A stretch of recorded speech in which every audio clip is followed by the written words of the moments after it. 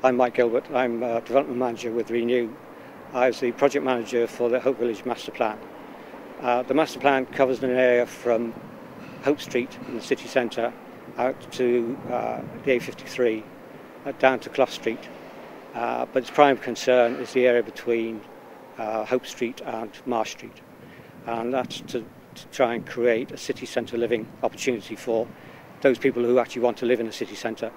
The master plan is in two phases. First phase finished May last year, and that was to look at possible options. There's now been a pause while the city centre master plan has been drawn up to make sure that the two are compatible. The next phase will be to consult on those options. So we're looking at private developers to come in and build it. There's been a lot of interest in building apartments with shops on the ground floor or offices on the ground floor. And we probably are talking about up to 7-8 stories high, some of these buildings.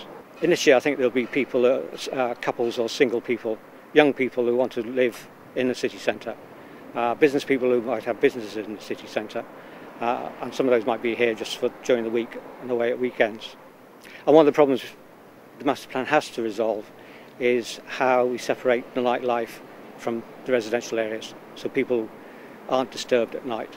But it's important that we have activity on the ground floor of these streets, so people are coming and going all the time. So there will be some office space, some cafes, some restaurants.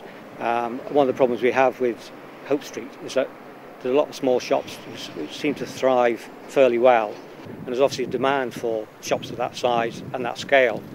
And that's one thing that's got to be tied in with the master plan, how we keep those shops going, keep the scale of that street, get tied in with apartment blocks. The Tree Road itself will be the business boulevard, so looking for offices on either side to form a gateway into the city centre.